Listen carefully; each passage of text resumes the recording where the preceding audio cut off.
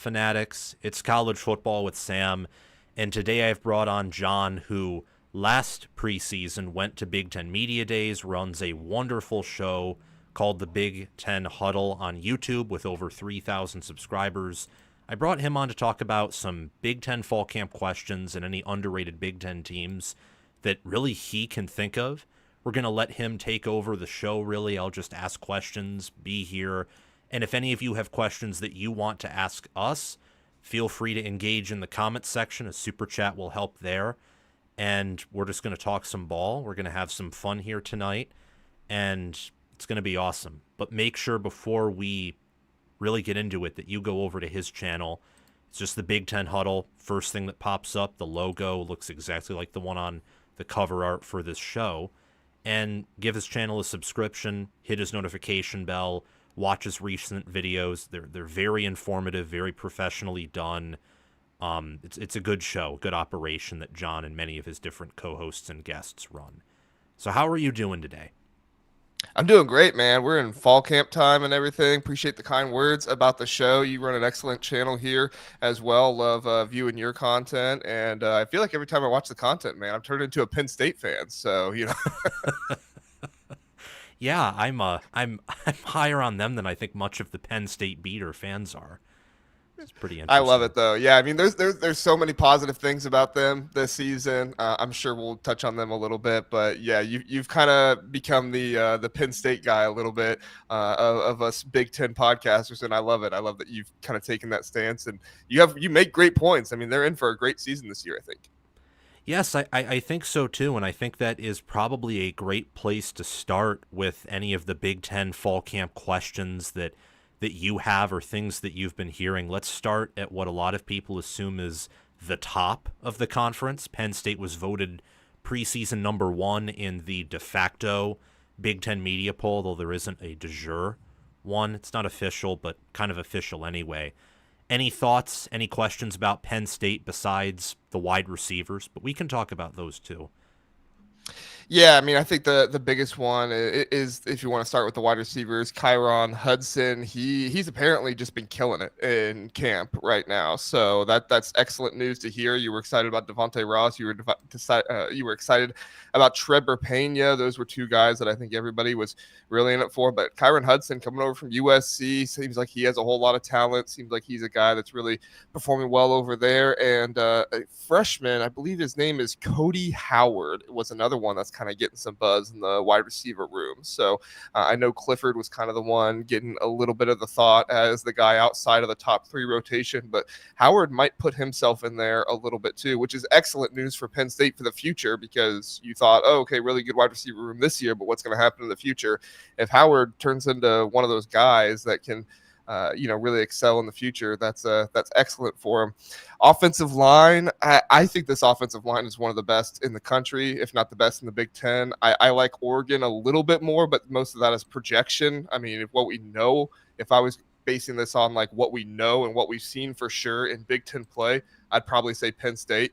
But when I look at the projections and some of that stuff, I like Oregon a little bit more. However, one of the reasons why is because of Nolan Rusi, the projected right tackle for them. He came in last year and he struggled in his first start last year, coming in for the injury of, who was it that got injured? I forget who it was, but the injury that happened on the offensive line last year. He struggled at first, but he got much better, played better in the playoffs. And so he's a former 5-star recruit that he really needs to kind of develop into that guy that they think he could be. And if he could do that, you're looking at one of the best offensive lines, not just this year, but we've seen the past few years in college football. And that's really exciting for the Penn State fan base. I mean, I don't know if I need to talk about running back or quarterback. Everybody knows, Nicholas Singleton, Katron Allen, Drew Aller. I am curious what's going to happen with the tight end this year, because Luke Reynolds was getting a lot of love kind of in the springtime. And then I came out and I said, whoa,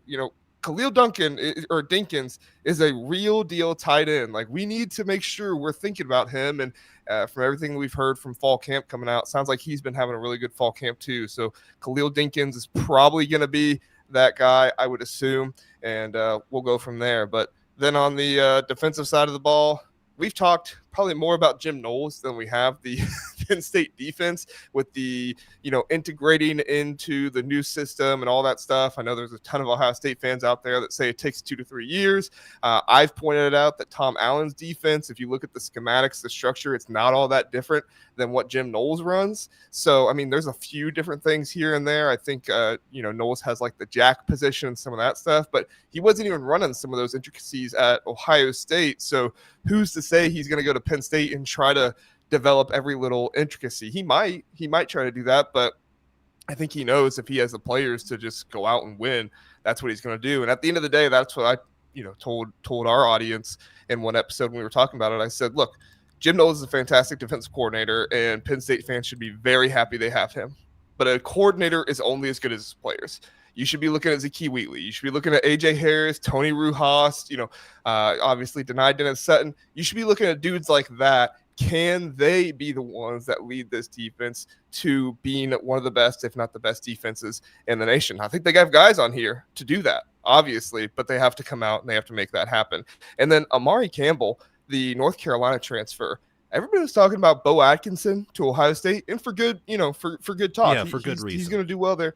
But Amari Campbell, he kind of got overlooked. And I remember when he first transferred to Penn State, I told people, guys, this is going to be a weapon that Jim Knowles loves to work with. He has that ability, he has that size, he has that speed that Jim Knowles loves to use in the pass rushing game. And you're going to see Amari Campbell be in the backfield a lot this season. Maybe he's not getting sacks every time, but he's going to pressure that quarterback, and he's going to make them, have a few errant throws or, throw the ball away, whatever it is, and really give them a hard time. So be on the lookout for Amari Campbell, the linebacker at Penn State coming in from North Carolina, because he could be a huge piece for them this year.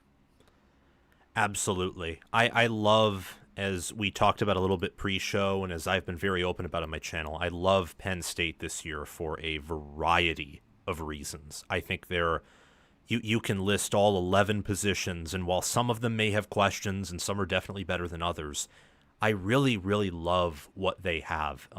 Something I discovered in looking at both Penn State's offensive line and Alabama's offensive line is Penn State actually has more 5-star players and 4-star players, too, in their two-deep than Alabama's offensive line. And Alabama recruits that position pretty well. So I was impressed by that. I think it's the highest position on Penn State's roster in terms of blue chip ratio, though don't quote me on that. It's just intuitive based on what I've seen. It's pretty incredible what this team has built. Are there any questions outside of James Franklin that you would say you'd have for Penn State? Or right now it's just kind of wait and see how the season plays out? Yeah, my biggest thing, and this is where the Penn State fans don't love me. I just said a bunch of things to make you think the Penn State fans love me, and they're all over there. This is the thing that make the Penn State fans don't love me. It's not James Franklin. Listen, I have my questions about James Franklin, but we would have these questions about anybody that hasn't won a national championship yet, right?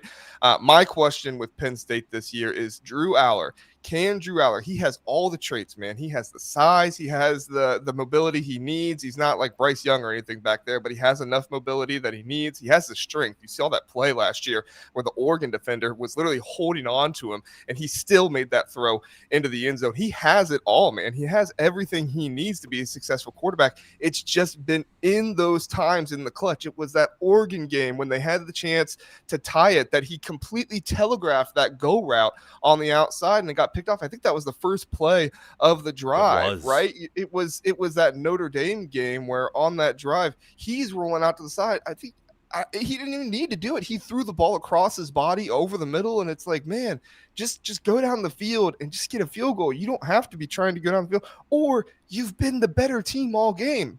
Penn State was the better team all game against Notre Dame. Just go to overtime and win the game in overtime. I think they would have done it, but of course, and I put some of that blame for that situation on James Franklin. I don't know if James Franklin maybe gave him the confidence of like, man, just throw it away if it's not there, or what was going on in that whole situation. But to me, it's like those are the things, right? Penn State can win these big games. They put themselves in the situation to do it. It's just those plays, those little situations here and there where they can lose it, but we'll see what happens, because Ohio State had those plays last year too, but they just had a good enough defense, or they had a good enough offense to pull themselves out of it and still win.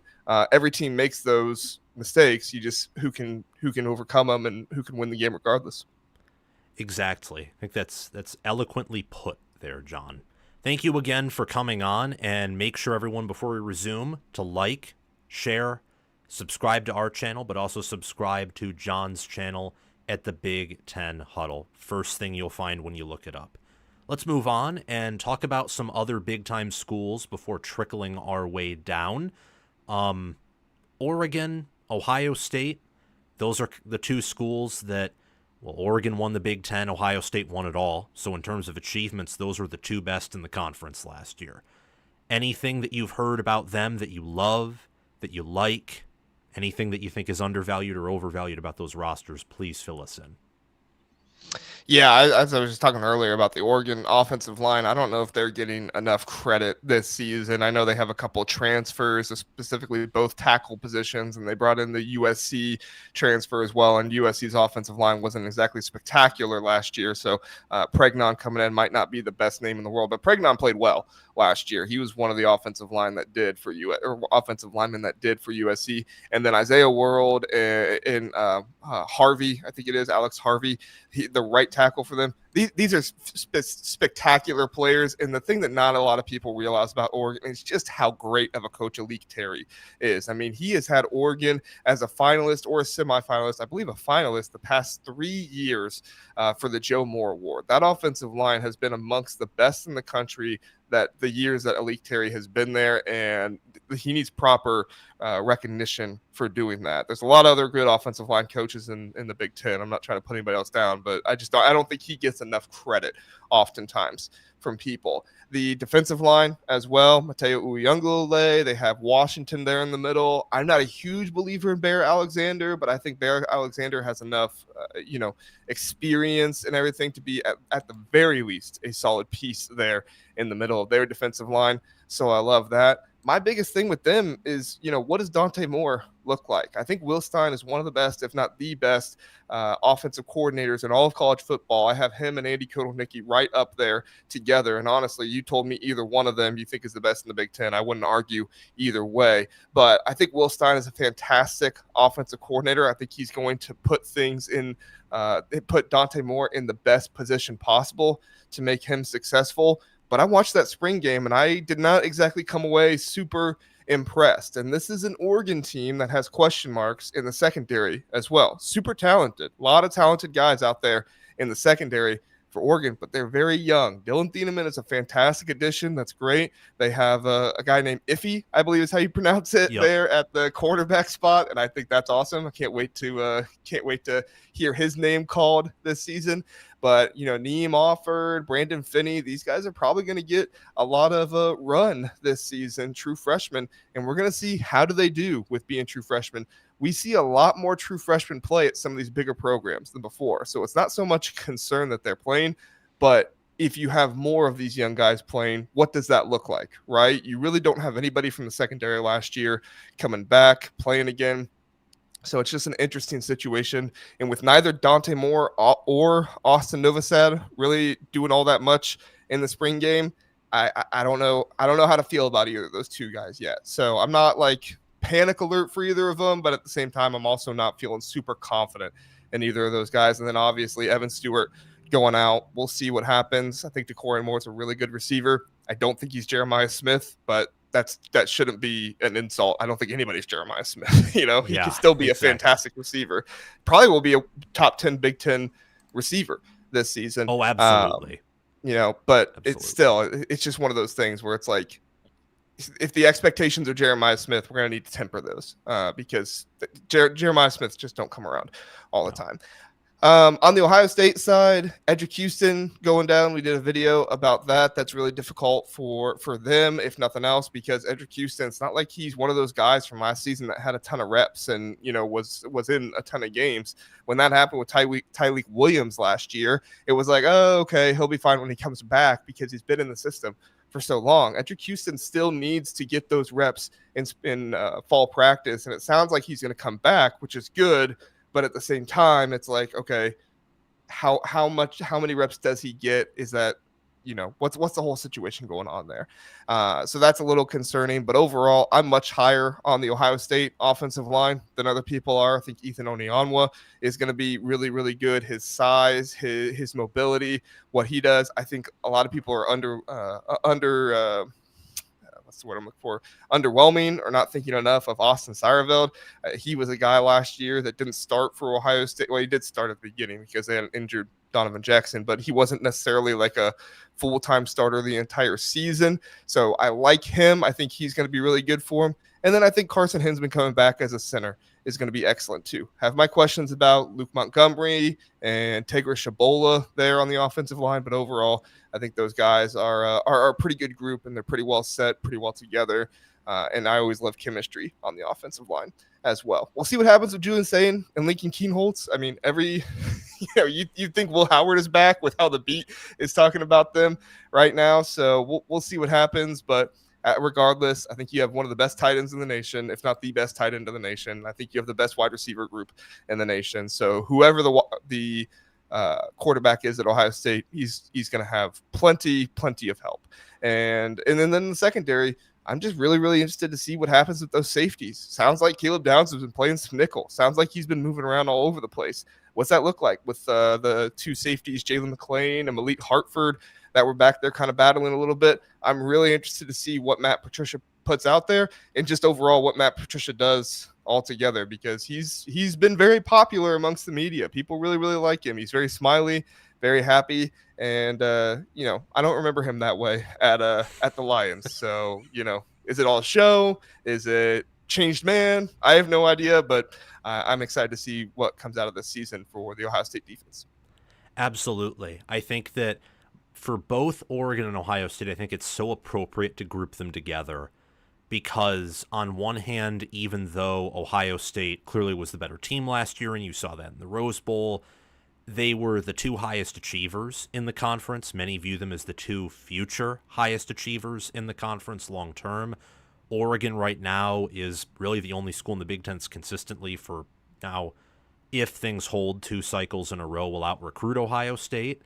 It's interesting looking at these two and the fact that Oregon's a bit younger than Ohio State, but both are much younger than they were last year. They're losing a lot of starters.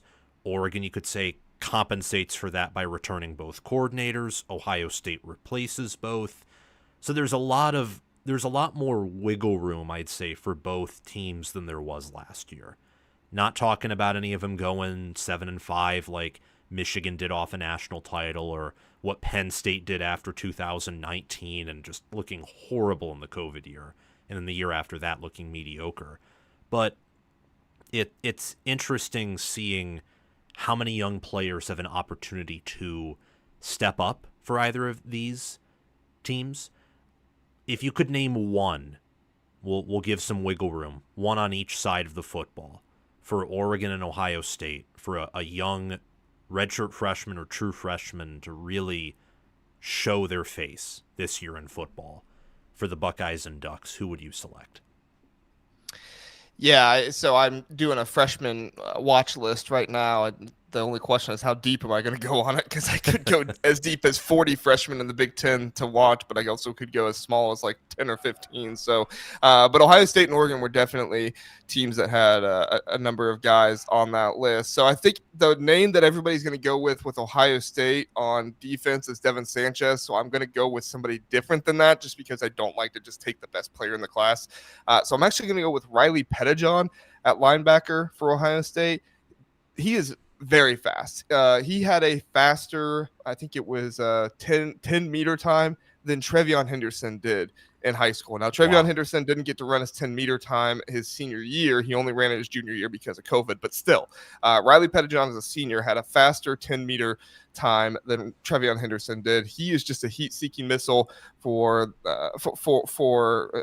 ball carriers. So I think he's going to be featured this season. Don't think he'll be like, taking over Sonny Styles' job or anything like that, but he's going to be a guy they're going to put out there, and he's going to be a nice addition to the defense, I feel like. And then for Ohio State on the offensive end, give me Bo Jackson, the running back. He's probably going to be their third string guy, but if it was any indication what we saw last year with Ohio State, Ryan Day is not going to be afraid to go deep into his running back room. James Peoples and CJ Donaldson are the two guys at the top of that room, but Bo Jackson, true freshman, somebody who should get some carries as well, and I don't think they'll be afraid to put him in some bigger situations.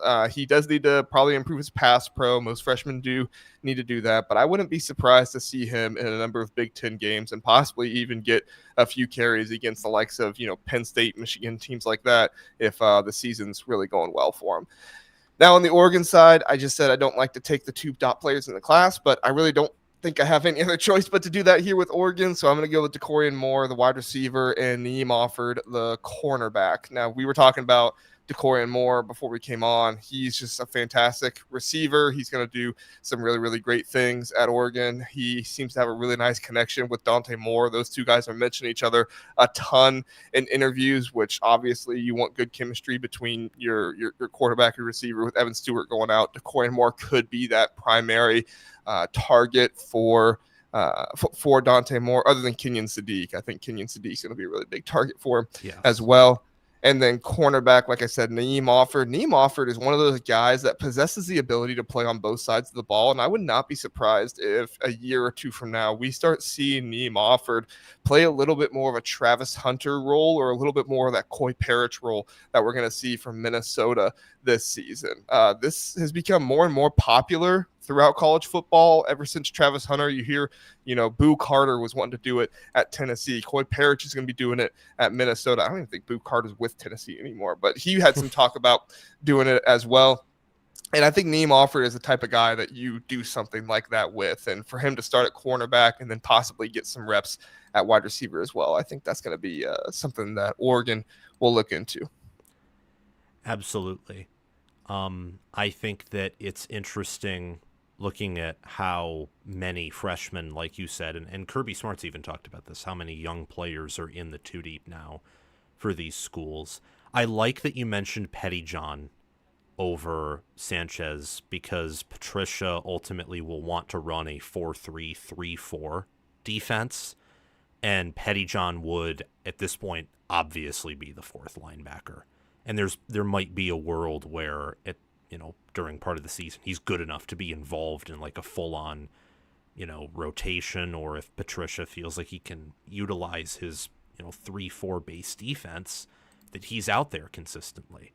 So I really, really love that. And then obviously DeCorian Moore. I've said on this channel before, I think that DeCorian Moore is going to be not just one of the best wide receivers in the Big Ten, but one of the best in the country. Like, just not right out of the gate, because it even took Jeremiah Smith some time to obviously be number one. But Moore won't be Jeremiah Smith. He doesn't even have to be. I think he's going to be, at the end of the year in Will Stein's system, a 1,000-yard receiver. Like, he's going to be that good. I'm curious to see how Oregon in particular starts off. I mean, Ohio State starts off against Texas, so tough game week one. With Oregon, they have enough of a cushion, but also enough interesting opponents such as Montana State or Oklahoma State, where I wonder what we see out of a team that, yes, like Ohio State's replacing a lot, but Ohio State's done this before, and Ohio State's roster is, I would say, older, like if maybe significantly older, just because there's, looking at the depth chart, I see a lot more redshirt freshmen, true freshmen starting or either in the two deep for Oregon than Ohio State. It's going to be interesting seeing what comes out of some of those initial games before their matchup going into Penn State. So you mentioned Minnesota and Coy Parrish, and we also wanted to talk about some underrated Big Ten teams, but tying it into fall camp, what you're hearing, and what teams you're liking heading into the fall. So what teams do you think are underrated? And I'll just write them down, and then we can cycle through them, and I can check them off. Yeah, so some teams that I feel like are underrated or get underrated kind of most seasons and you have to be on the lookout for. Minnesota would be one of the tops of that list for me. PJ Fleck has gone over their win total 4 out of the last 5 seasons. He's a really good coach and doesn't get enough credit for what he does. He also is consistently putting draft talent out there at a rate that most Big Ten schools around their size don't do. Now, on the other side of that, he only has 1 10-win or more season. So there's some thought there of like, well, you played in the Big Ten West for, I think it was a year, 2 or 3 years or something like that, and you only won that many games. I think the Big Ten West gets a little bit more, crap than they probably should, but I also get it. They never won a Big Ten title or anything from that side of the conference, so they definitely get some of that stuff there. But overall, Coy Parrish, he's the number 1 guy on that team to be on the lookout for. Kerry Brown is another safety on that team. People don't realize it, but Minnesota has been very, very good with their safeties over the years. 2 years ago, they had Tyler Nubin, and I'm blanking on who the other safety Jordan was, Howden, but I think that's who it was. Yep, that could have been considered one of the best safety duos in all of the country, and they never really got the consideration for that because, well, they're Minnesota, right? Exactly. But if the Big Ten got some coverage, and forgive me here for a second, but if the Big Ten got coverage like the SEC does, then you probably would have seen that talked about a little bit more. But that's the way it goes. So it is what it is. But and then Drake Lindsey, the redshirt freshman starting quarterback for Minnesota. I think it says a lot that Zach Pyron, he transferred out after last season and didn't even try to make it a thing in the fall camp, and they didn't really bring anybody else in to really compete with Drake Lindsey. It really feels like they are all in on Drake Lindsey. That's what the Minnesota fans were saying from the start, so I guess I should have believed them, but that's what they've shown us. And like I said, PJ Fleck's a good coach. If he's all in on him, I don't think it's a reckless thing to do, especially when you consider that Minnesota has one of the most underrated running back duos in the country as well, and AJ Turner, who comes over from Marshall, and Darius Taylor, who has just had consistent production at Minnesota year in and year out. Had a really good freshman year, and then last year caught a few more balls. So I don't think he had maybe the rushing total numbers that people thought he would, but it wasn't for lack of production. He still had production and still did a very good job last season. So probably the biggest thing with them is they're going to reshuffle that offensive line a little bit. Most likely, I think it's Beers, their center, is going to be moving over to guard, and they're going to be moving their left guard over to center. And there's just some thoughts about how exactly is that going to work. Now, PJ Fleck has reshuffled his offensive line in the middle of the season before, and it still worked out well for him. So I don't know if I should question PJ Fleck very much when it comes to reshuffling the offensive line, but it is still something that, regardless of what team it is, it gives me a little bit of a pause of like, okay, is this going to work? Because when it comes to offensive line, you kind of want the most chemistry you possibly can, and moving guys around to different positions, that can be troublesome at times. But like I said, PJ Fleck's done it before and it's worked out well. So who am I to question him? Another lower team in the Big Ten that I think people need to be on the lookout for, obviously Washington. I think that they've gotten, some people out there kind of calling them a little bit of a sleeper team. Really excited for Damon Williams, what he's going to be out there. Deep wide receiver room. I think they're going to have a pretty good secondary this year. Really confident in both those cornerbacks. And then, they have a couple safeties that are a little bit of question marks. I believe one of them is coming in from the FCS, so we'll see how that goes. But overall, this is a deep defensive line room for Washington. I don't think a lot of people realize that with them. Zach Durfee and a number of other guys were hurt last year and didn't really get the opportunity to show themselves as much as they should have. And I think that people are going to be surprised with Washington when it comes to the defensive line room this year. I don't think they have a star, and sometimes that hurts you, right? If you don't have a star in that room, then that kind of makes people think, oh, how good is the room? But they can definitely develop one this season, and we'll see how that goes. Pretty much a brand new offensive line. We'll see how that goes for them. That's not necessarily something you want to do in the Big Ten, but everything we hear coming out of it is the reporters are all saying this looks like an offensive line. They didn't feel like they had a Big Ten offensive line last year. They felt like it was too small. They didn't feel like it was tough enough or aggressive enough. They feel like they have more of that this year with the guys that they brought in. So obviously it's just fall camp right now, but we'll see what that comes to when it's time. And then I think Nebraska and USC are getting plenty of coverage. I think Iowa, they're always a team that people kind of underrate a little bit. I do Do you think people need Iowa to. can win 9 or even 10 games, like upsetting one of those big time home opponents, if Gronowski pans out to be ridiculously good relative to I don't Iowa think they'll QBs? win 10. I've seen some people say they have a ceiling of 10, and I can see where they're coming from for that. If they do upset a Oregon, Indiana, or a Penn State, because they do get all three of them at home, right? That's huge for them. Whenever anybody talks about Iowa has a really tough schedule, that's the thing that I point out. It's like, well, all their really tough teams are also at home, so let's Yes. see what they can do there. But that also does lead me to believe Iowa's probably going to slip up at some point this season and lose to a team that they shouldn't. I don't think they should lose to Iowa State. Iowa State is a good Big 12 program, but I think a mid-tier Big 10 program should be beating a good Big 12 program, in my opinion. I'm not saying Iowa's a mid-tier. I'm just saying if that's like kind of their floor, and they should still be beating Iowa State, in my opinion. But even if they beat an Indiana, Oregon, or Penn State, and they very well could beat any of those teams. Like I said, they're at home. I still don't know if I see them winning every single game on that schedule outside of those. You have a lot of rivalry games with Iowa. And although Iowa does a really good job of beating their rivals, Minnesota could give them something really good this season. Wisconsin gets them at a point in the year where they could be fighting for Luke Fickell's job. And I think that team's culture could really rally around Luke Fickell and try to get them that win to help keep their coach around. And then, like I said, Nebraska at the end of the season too. I mean, we saw that game last year. Iowa should have taken care of Nebraska much easier, and they did. They obviously beat them, but I think that was a game that Iowa probably should have taken care of that game sooner. But it's a rivalry game, so that's the way it goes. No shade to Iowa, just saying. Probably, I think they outmatched Nebraska in that one.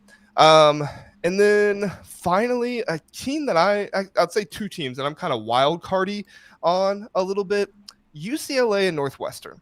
So unfortunately, I've not got a whole lot of news of Northwestern coming out of fall camp and stuff. They have a lot of student reporters and stuff, so they just don't put out as much content. But their students do a great job. I mean, great journalism school, and they do a really good job of putting stuff out there. It's just you don't get as much as some other schools, so that's unfortunate. But then UCLA, I'm just really interested to see what Nico Iamaleava looks like. And they have the Cal running back coming in there as well. His name escapes me at the moment. Javion so I apologize. Thomas, and he was Thomas, pretty good. that's right. Yeah, he was really good at Cal. I mean, Cal had really good running backs all around last year. Thomas and Ott and a number of other guys in that room. That's impressive. But yeah, both of them being there, I think UCLA is better on the offensive line than I think some people are giving them credit for. It seems like they bulked up there in a few areas. We'll see if they have some of the athleticism and stuff required. But overall, I think that there's more opportunity there than some people are giving them credit for. One of my bigger things with them is they just don't really have any proven wide receivers. And I know the UCLA fans get mad at me when I talk about this, and that's okay. You can be mad at me all you want. It's not going to change my opinion, but they don't really have anybody proven there. It doesn't mean that they can't have anybody perform. It just doesn't – I don't have anybody to look at and say that's the guy. They have guys that have talent, and they have guys from other schools who did well here and there, but, Quasi Gilmore, I think is his name. Yeah. He had a good season last year, but he also wasn't one of the main featured guys. So what does he look like going into the season as more of a main featured guy? If they get Caden Robinson back, I feel much better about them. The App State transfer, I believe he has a date set on August 18th, same one as that Wingfield from USC, when I think we'll find out about both of those guys, which that'll be a big day for both those teams. But and then on the defensive side of the ball, I think USC has a better secondary, and some people give them credit for. I'm really high on Andre Johnson. They have the Indiana cornerback from last year, Jameer. Jameer Brown? Johnson. Oh, they're both Johnson. That's right. Oh no, Andre Jordan. Getting them all mixed up. There's a lot of names in the Big Ten to remember. You do a great job of remembering them, Sam. I don't know how you do it. I don't know, but I gotta get flashcards or something. But yeah, so I feel really good about those two corners for them. Better defensive line than I think some people give UCLA credit for. But again, that's something that they'll have to prove and show. But that's the biggest thing. Like there are pieces there for UCLA to be better than some people think they're going to be. I think they could get up to as many as 8 wins this season. Oh, wow. But I could also see them losing as few as 3, right? it's kind of a weird out of conference. Utah at UNLV and New Mexico. Those aren't really a slouch group of 5 teams, and that's not really a slouch Big 12 team either. So normally you want to rack up these wins early, like we've seen Maryland do in the past, right? Have a really good August and September. You build yourself some momentum going into conference play.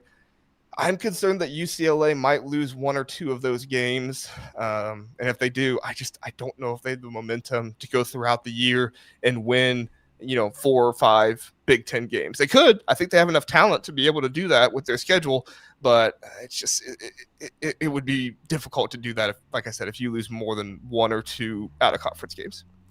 Absolutely. At UNLV will be a chore for a team with UCLA's talent, and then Utah's a big test. I mean, I could see Utah.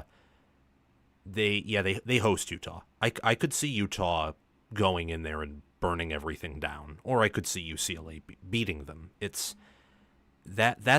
a week 1 game I'm definitely very excited for. Before we resume, we did get our first super chat of the night. Just have to find it here. Chris Lane, one of the favorites of the channel, longtime viewer and moderator, says OH with a $2 super chat.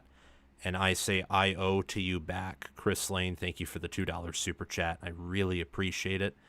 If any of you have any questions, super chat or not, just ask them in the chat and we will get to those before we close out. Thank you very much.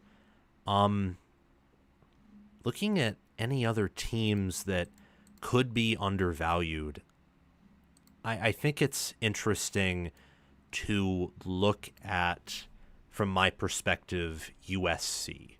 I think that USC is this team where a lot went wrong for them last year, more than usual. The defense improved. However, I think many were expecting that, given Lynn's addition, some of the transfer additions they had.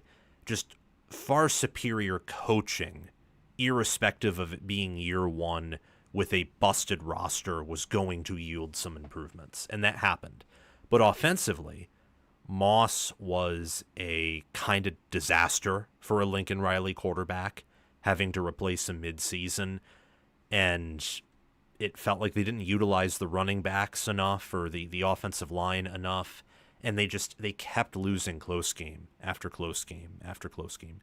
They were Maryland's only win in conference play, which is pretty humiliating given how bad that Maryland team was and how they've lost many of their starters to the portal, not just to graduation.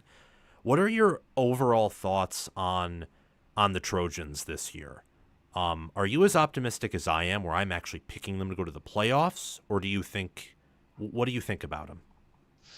Yeah, I'm not picking USC to go to the playoffs. I think that they could get to 10 wins, and if they do, then they're going to be a likely playoff team to get there. But I'm not picking them to do that. I want to see Lincoln Riley put it all together. We saw it, 3 years ago when he had Caleb Williams and they went 11-1, and they almost made the playoffs from there. And then Caleb Williams got hurt in the Pac-12 championship game. That was so frustrating for USC fans, and I get it.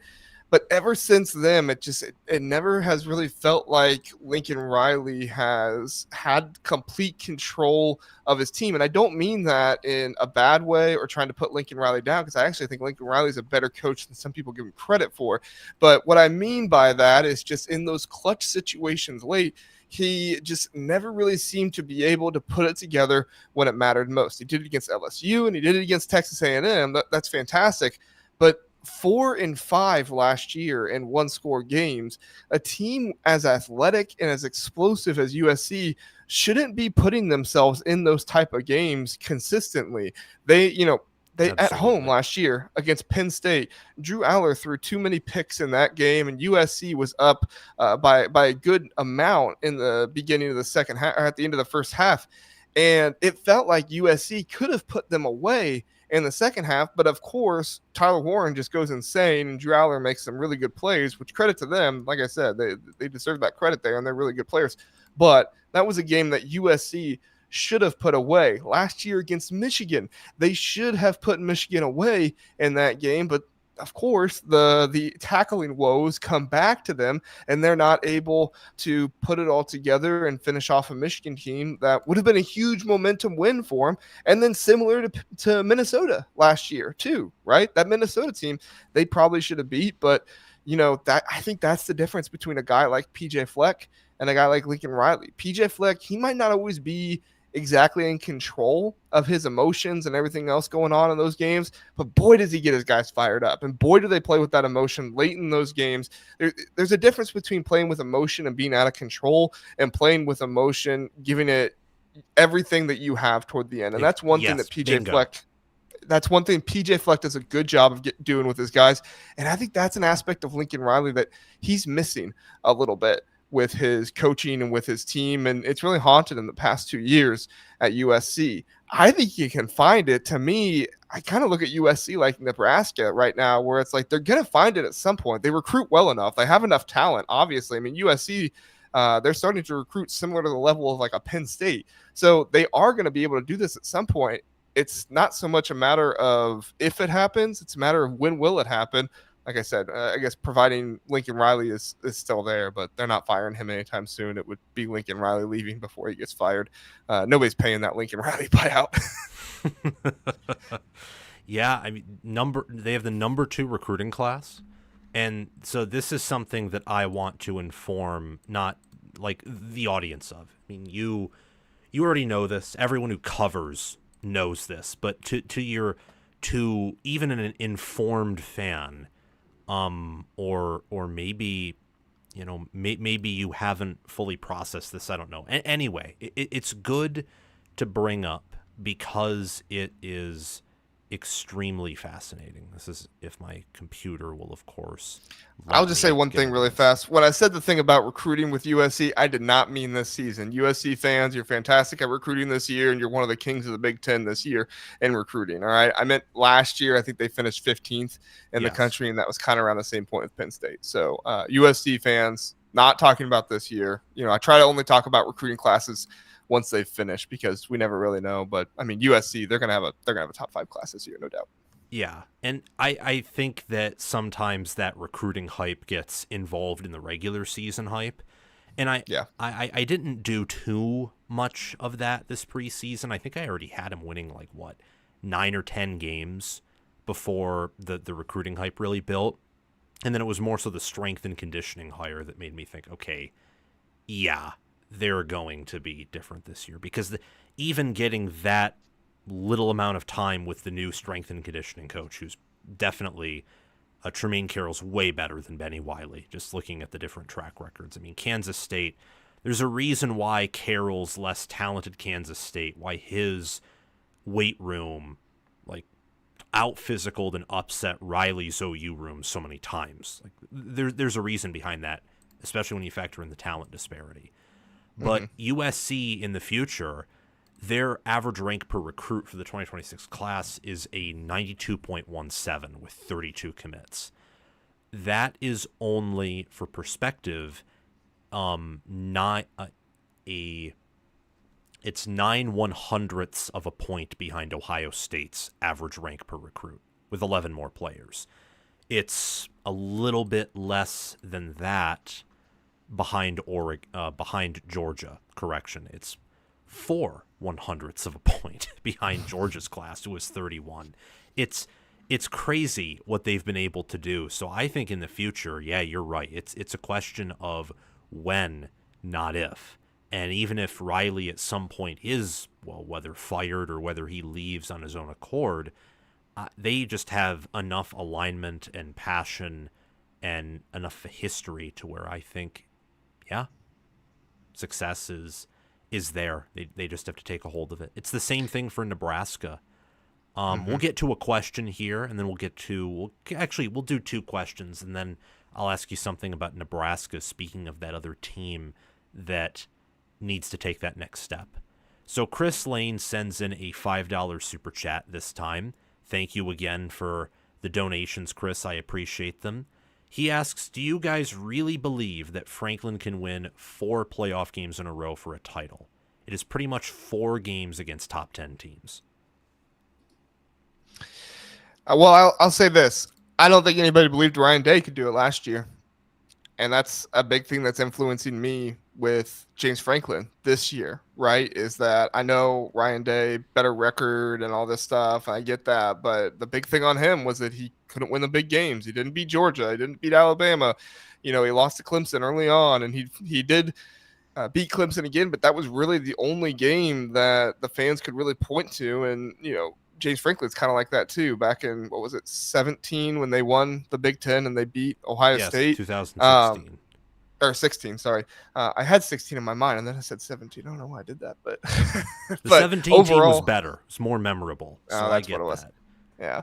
But anyway, like I said, if Ryan Day can do it, James Franklin can. I think right now we only have 3 coaches in in all of college football that have won a national championship. We're going to keep adding to that. Nick Saban left, and other guys that retired, and Jimbo Fisher, all those guys. So we're going to get more guys at some point. I understand the skepticism, but I'm really, really cautious to say a guy can't do something, because I just think there's so many different variables that add to that, and very few guys can not make something happen. Absolutely. What I love to point to is just how Penn State's built their offensive line, how they've developed on the defensive line, the receiver transfers they've brought in, the fact that I think that Kotelnicki and Knowles is, from my perspective at least, probably the best coordinator duo since Munkin Lanning in 21 for Georgia. If not, depending on how Kotelnicki's future pans out and how Knowles' future pans out, maybe we look back on that even better. And they have Aller, and I think Aller, so to give people like Chris credit, I think that Day and even Harbaugh have always been better game managers than Franklin. Maybe I'm wrong there, but that's what I think. However, I would also point to that Aller is probably a much more talented player than Howard or McCarthy ever will be, just from size, NFL traits, and if he's able to put that together with a receiver room that's not Ohio State's at all, but's probably more talented than that Michigan group, with the depth at O-line he has, with Knowles on the other side. I mean, there's stuff that Penn State doesn't have that those previous 2 Big Ten champions and national champions did. There's also stuff they have that those don't. So it's a little different, of course, but I think that Penn State does have the necessary talent, depth, and as you so eloquently put, just because you haven't done it doesn't mean you can't. Our next question is from Kevin Chavis. He asks us, how many teams do you think have a solid shot at the national title? I think the Coaches Poll top 10 all has that chance, just a different level of chances. I have a few teams in mind, but how about you share with us, John, which teams you think can realistically win the national championship? Yeah, we did something like this the other day on the Big Ten. A couple months ago, we did something like this, and I went through and I said Texas, Ohio State, Penn State, Clemson. I'm a little skeptical on Alabama, but because of their talent, they can win it all. It's just I'm skeptical because of last year and how that went with Caleb DeBoer in his second year there. However, like I said, they have the talent to do it, and that's what really matters. So Alabama. I think Oregon can still win the national championship this season. I think Notre Dame can. LSU, to me, is one of the big iffy points there on if they can or not. Like I just said, just because you haven't done something doesn't mean you can't type of stuff. But Brian Kelly, did you watch the Netflix documentary of the SEC stuff, Sam? No, and I don't think I have Netflix anymore. But if I do, I'll try and check that out maybe even tonight. I think I started disliking Brian Kelly more than I did. What happened? What happened? He just the way he treated people and kind of the arrogance that he had and everything. I couldn't really point to you like a direct scene where it's like, I don't like Brian Kelly, because it was just kind of throughout the entire thing. But who knows? Maybe that's my taste. Maybe more people found him endearing after that. But if I'm looking at my list here, I think it stops there. I think that if Bryce Underwood was older, I might put Michigan in that category, but it's so difficult to win national championship with a true freshman starting quarterback. I mean, Trevor Lawrence did it, but I think he also had much better weapons on the outside, and that's Oh, something that my absolutely. co-host Jeff has been talking about a lot. Much better weapons on the outside. Miami might be closer to that than I think some people give him credit for. If Carson Beck can return to form that he was a couple years ago, I think Miami does have a good shot at being able to do this, to make a national championship and then possibly win it from there. Yeah, I love all of those, all of them. I mean, I think that you have 7 obvious contenders, those being Penn State, Texas, Clemson, Ohio State, Oregon, Alabama, and Georgia. I think those are the 7. And then I think you have a few dark horses. And I think that Miami would be that, like, the highest level dark horse. And then I think you'd go Notre Dame. I know by odds, so don't anyone come in the comments and say, well, Notre Dame, they're technically one of the favorites to win it all and go undefeated. How can they be a dark horse? This is from my perspective. I think Notre Dame is incredibly overvalued based on the team they were last year and what they bring back and the changes they make. Long term, love Freeman and Notre Dame. This year, I do not. I think that they have some pieces, and given the run they were able to make with the injuries they had last year, there is a world where they do win it. I think there's also a world with that schedule where they miss the playoffs entirely, and it's 21, 22, 23 all over again, and people are thinking, like, what happened with this team? Just because of some of the youth and the coordinator change and the style of change at quarterback.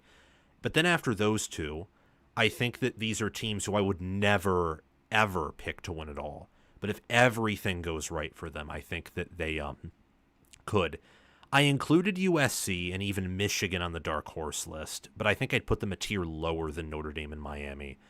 And then I would have to put probably Texas A&M there as well, although I'd be more comfortable picking A&M to go further than Michigan or USC because I think Elko's a better coach. I think that their offensive line is going to be ridiculously good, and they also have recruited at a very high clip. They've lost a lot of those recruits, but they've still kept them. They have a good strength and conditioning program. The list, I would say, is contained to 7, and if you want to stretch it more, you could probably get to 11, 12, or maybe even 13 teams. But I love the top 7 there. I think one of those is going to end the year holding the trophy. How many more questions do you think we have time to answer before we have to get out of here, John? Maybe 1 or 2 more if you got them. Okay, let's see. Let's see what we have. Do we have many here?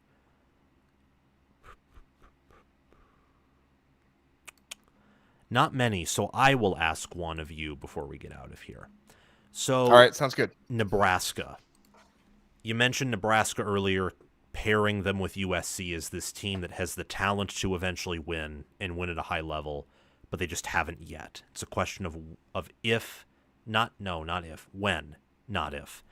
What is your outlook on Nebraska this year? I have a lot of Nebraska fans subscribe to this channel. I love engaging with them, and their schedule's easier this year than a lot of Big Ten schedules, but it also presents unique challenges where I saw that the Big Ten, official Big Ten Network crew said this team's going to be playing in a lot of close games. And Nebraska just, as you know, has been memed. Even last year was absolutely memed in these close contests. What's your outlook on this team this year? Any strengths that you think people are overlooking? Any weaknesses that people are turning a blind eye to? What's your assessment of Matt Rule entering year 3? And finally, as the final sub-question, is the year 3 trend going to continue? Or with the new landscape and a tougher conference, is it going to take a little bit longer to reach those double-digit or close to double-digit wins? Yeah, really good questions. So the first thing I'll start off with is that 1-score game thing. They went 2-5 last year in 1-score games. Them and USC were the only teams in the Big Ten that lost 5 1-score games last year. it was terrible for So them. bad. Absolutely terrible. Now they did win 2. I don't have the numbers from years back, but I would venture to say 2 is probably the ceiling of what they've won the past few years in one-score games. But overall, I think this Nebraska team has to win at least 8 games this year for me to start believing in them more. They won 6 games in the regular season last year. I'm not saying 8 games with a bowl game. I'm saying 8 regular season games they need to win. Listen, this is one of the easiest schedules, if not the easiest schedule in the Big Ten. And I don't like to say easy schedules because I think it disparages certain teams. But not only do you have the right pick of teams, but you also have good matchups for Nebraska. And then you also have good opportunities coming off of buys, home, away, different stuff like that. It's all kind of there for Nebraska to do it this season. You get a lot of like natty or bust for Penn State. I'm almost like 8 wins or bust for Nebraska. Either you're going to win 8 games this year, or you're never going to do it at Nebraska. Not never, but it's going to be a really long time before it happens because it just feels like everything is in place. Matt Rule, year 3, like you pointed out. The schedule is well put together. Dylan Raiola is in his second year. They have the primary receiver in Dane Key. They have a good running back in Emmett Johnson. And the offensive line is much better than I think some people are giving them credit for. I believe I had them 7th or 6th in the Big Ten in my offensive line rankings and one of the big reasons was with the addition of Rocco Spindler. Now, there's some concern with the left tackle position. Elijah Pritchard maybe not playing that. I think that's more of just a transfer portal thing. I think all the really good coaches don't just give those spots away right away. They kind of make the guys earn it. I think you're seeing Ryan Day do the same thing with Ethan Onionwa at Ohio State right now. However, that's with Sareveld, and like I said, I really like Sareveld. So who knows? Maybe he turns into left tackle. Would be weird to go from a depth piece guard to left tackle, but he was like Iron Buckeye like two times in a row. So who knows? But overall, I think this Nebraska team is really well set up on offense. This is going to be a sparks flying offense this season. To me, the biggest thing is the defense. And I know John Butler just came out and was like, why is everybody questioning our defensive line? And it's like, people are questioning your defensive line, man, because you just lost a really good defensive line. You just lost Tony White, who put together really good defensive lines. And you're coming in as a defensive backs coach from the NFL. And don't get me wrong, I had John Butler low in my coordinator rankings, but if there's anything that I think John Butler can do, I think he can get a secondary right. And I think he's going to do that this season. I think Deshaun Singleton is much more of an underrated safety than some people give him credit for. I think that the linebacker, what's his name, Marquise Watson-Trent, I think he's going to be a much better linebacker than some people give him credit for. It's more so that defensive line. Couple sophomores on there. They don't have the polar bear, Nash Hutchinson this season. I like Cameron Linhart, but at the same time, I don't know if these guys have all that much proven production for me to feel good about them. But they didn't go out and get a transfer other than Williams Nwerny. They really didn't go out and get a transfer to supplant onto this starting defensive line. So that gives me some confidence with them. But like I said, if I've not seen it, I don't know how I feel about it yet. But with that offensive alone, that schedule, they should find themselves with at least 8 wins this season. I don't think we're going to get the year 3 trend for Matt Rule, and I think it's more so just because of the way that the Big Ten is, even with a favorable schedule, or like I put an easy schedule, I still don't think 10, 11 wins are just automatic. And that's one of the reasons why last year I told people, like, look, Indiana had 11 wins, but they still deserve to make the playoffs because it's still the Big Ten. They still face the reigning national champions. They still face the reigning runner-up from the season before that in the national championship game. Like, this is still a really good conference. And even with a favorable or an easy schedule, as I put it, it's still tougher than what a lot of other teams go through. And there needs to be respect for Matt Rule if he gets them to 8 wins this year, because that's going to be a huge accomplishment and bring them a lot of momentum. Absolutely. It'll be their first 8-win season since 2016. Wow. It's just a massive. Now, to be fair, last year was their first 6-win team since then as well. I mean, it's been such a valley for Nebraska for so long, and I want to see them begin to climb to the mountaintop. And they have it all this year. The only guaranteed loss is Penn State on the road. Everything else can be won. I mean, there is a world where this team goes 6-6 again, and it's a huge disappointment. There's also a world where if everything comes together, you're talking about them entering that Penn State game with one loss or none, and just the hype. It'd be like Indiana Ohio State last year, but it'd be Nebraska Penn State in Beaver Stadium. I can see that. I'd love for that to be the case, but Well, and two more things here, Sam, I yes, forgot to say. Number one, you just mentioned the schedule, and another thing about it, and you and I were talking about this a little bit on the pre-show, but we have no idea what is going to happen with Michigan and Sharon Moore. Now, I'm not one of these slappies that gets out here and says hammer time and all this stuff and everything. In fact, I think it's ridiculous. So I'm not one of those people that comes out here and says that. But I do think from seeing what's going on, if Michigan does in fact suspend Sharon Moore for those 2 games during the season, that being the 3rd and the 4th game, Nebraska is that 4th game. So like I said, Nebraska has it set up for them on their schedule. Michigan's going to be a good team this year. I believe I picked them to go 9-3, so I think they're going to be a good team this year. But if they don't have Sharon Moore and it's the second road game for Bryce Underwood, just what does that look like? I mean, when they didn't have Jim Harbaugh, they had an experienced quarterback in J.J. McCarthy, and they had the head coach in waiting in Sharon Moore on that staff.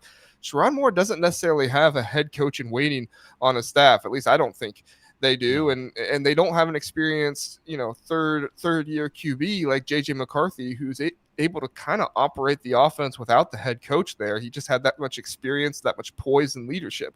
And then the other thing I wanted to mention, Sam, is I forgot when I was going through the offense, I think a big piece, a big weapon for Nebraska this season that is not getting nearly enough consideration is Heinrich Haarberg.